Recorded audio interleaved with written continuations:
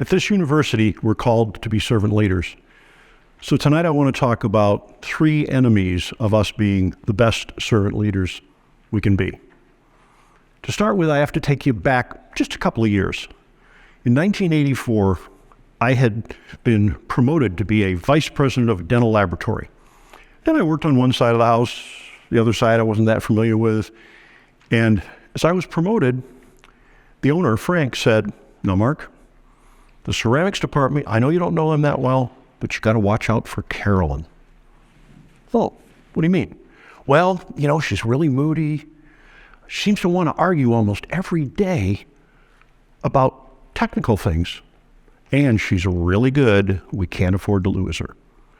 So he put this negative filter between my mind and my interactions with Carolyn. So the first thing I want to talk about is kind of the mind trait of confirmational bias.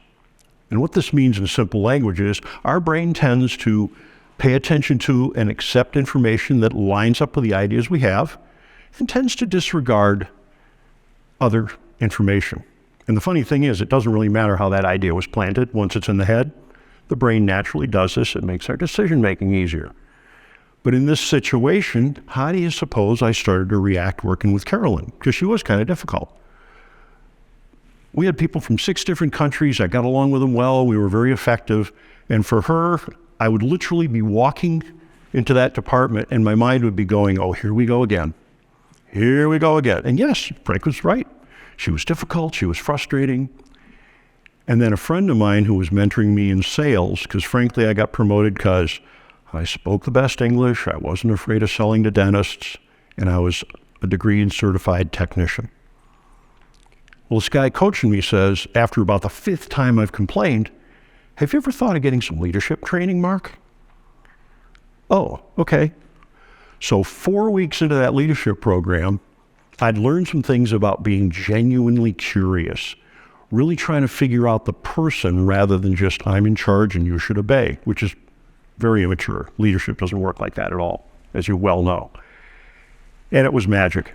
I remember driving home after the 4th week, trying some things with Carolyn, having about a 45-minute conversation that changed everything. Because all of a sudden, instead of this bias of, "Oh, she's like this," I got interested in who she was, what was going on in her family life, why she came to work. And suddenly she became the talented right-hand person that she could be. Not because Carolyn changed. Who do you think changed? I did. So this first, some people call them in their books, and I'll mention these books later, mind bugs, like a software bug, confirmational bias. Anytime you have a certain, particularly a negative view of something, it's very reinforced in our society, and you really want to be curious and find the facts. As a servant leader, get directly in connection with that person. Part of how this gets built up, media today is designed to stimulate our negative emotions, our negative experiences. We click more if negative things are coming to us because our clicks turn into income for them. There are algorithms that bring stuff to us that we've already shown some interest with previous clicking. So it's very much a feedback loop to get us more negative, more anxious, more concerned, because then we get the dopamine buzz of looking at the phone and thinking, "Ooh, look at that."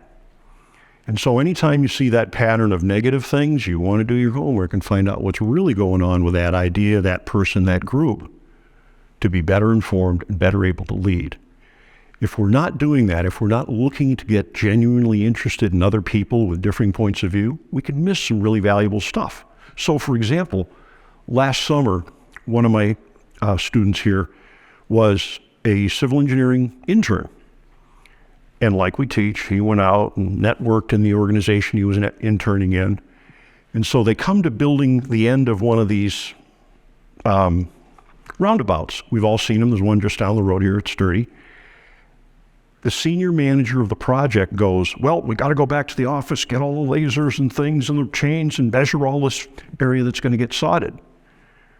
And the young man goes, "Well, the mapping department just got a drone and mapping software. We could probably do this whole thing in a few minutes from the inside the air-conditioned truck. Would that be better? Because he went out and networked. He didn't make assumptions. He was genuinely curious. And of course, they saved a bunch of time, a bunch of money, and a bunch of perspiration. The second mind bug or enemy of us being a servant leader is called availability bias. This is where, again, to simplify decision-making, if the mind sees a lot of something, it assumes there really is quite a bit and that it's real. In ancient times, this was a great device for our forebears. If they saw a bunch of stuff with teeth and long tails carry away members of the tribe, okay, well, now they know those big cats in the jungle, it's a problem. Let's go gather food over here. In today's world, you come up to a stoplight. You don't have to figure out which color means what. You don't have to think, oh, do I have enough time on that yellow to get through or should I stop? It's automated. Your brain is immediately making those decisions with no effort. The challenge is it can get distorted. Let me give you an example. Let's say we've decided we're going to cut fatalities in the United States. Okay, great. Let's have a focus group. We start talking, people throwing out ideas. If somebody threw out the idea, hey, let's ban AR-15 rifles, I would bet we'd get some impassioned agreement. But now let's go online and check the real facts about fatalities. The last complete set of data in the FBI crime statistics happens to be 2019. I don't know why it's not more current. 364 people were killed with rifles out of 13,927 murders. And that's all rifles, not just that kind. 600 were killed with hands and feet, 1,400 with knives. So it may not be the most critical place in actual numbers, but bigger than that, the National Transportation and Highway Safety Administration tells us 36,355 people died on the roads. That's a bigger number by a lot, and not wearing their seat belts, drinking alcohol, and speeding. Do you suppose some enforcement things or education things might be able to affect that?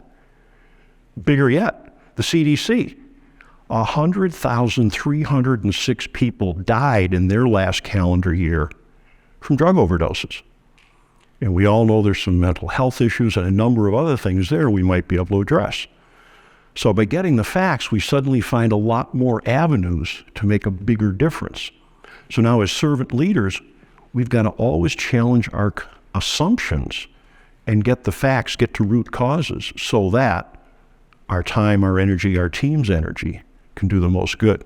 I've personally been involved in a little piece of this type of thing. As a hobby, I do some motorcycle training at about 4 different levels of skill. 3 different civilian companies and a group of safety experts from the military got together in the mid-2000s. I belonged to 2 of those civilian training companies.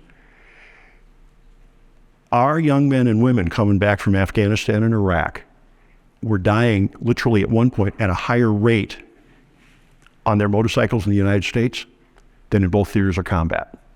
Absolutely unacceptable for these people that have paid a price for us, and we've spent a lot of money training. In the space of a few months, we identified their risk tolerance was way off because they came back alive from combat. They thought they were bulletproof. They were not getting trained at a level for the kind of bikes they wanted to buy, the high-performance stuff. And the latest safety gear they were no longer familiar with because it had evolved to where it was comfortable even in hot weather. We instituted some training programs, some mentoring programs. We cut the fatalities over in half, saving hundreds of lives of very valuable people. And so get to the root cause, do your homework.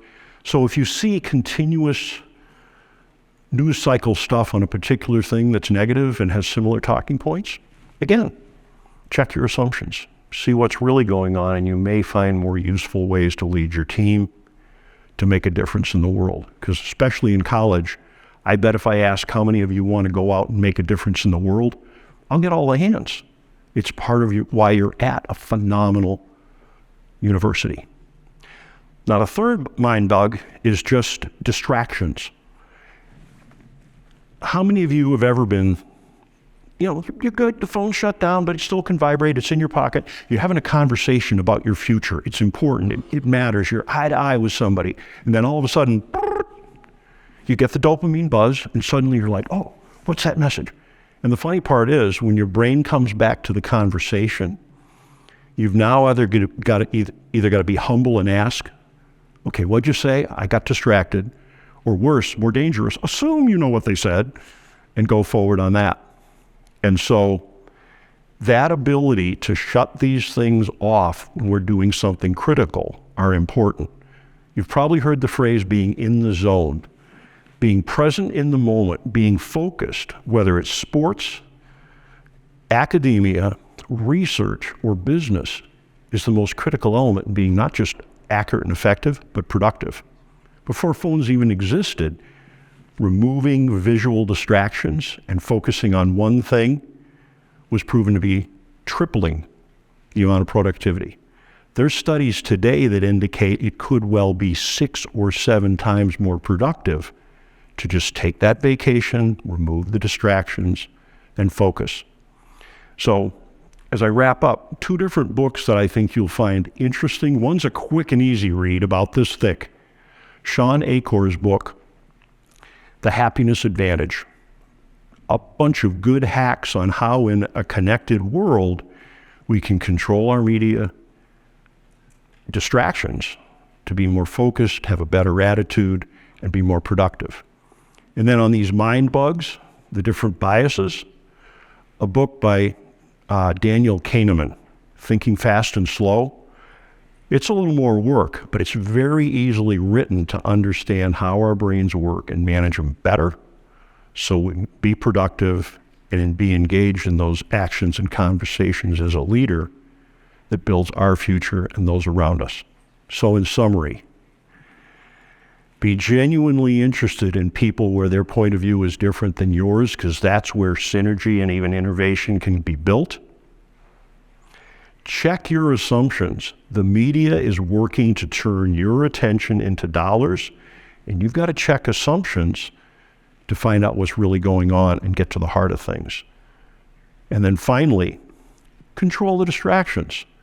The more you're focused on the people around you and what you're actually working on, the more you can grow them, yourself, and build your future. Thank you.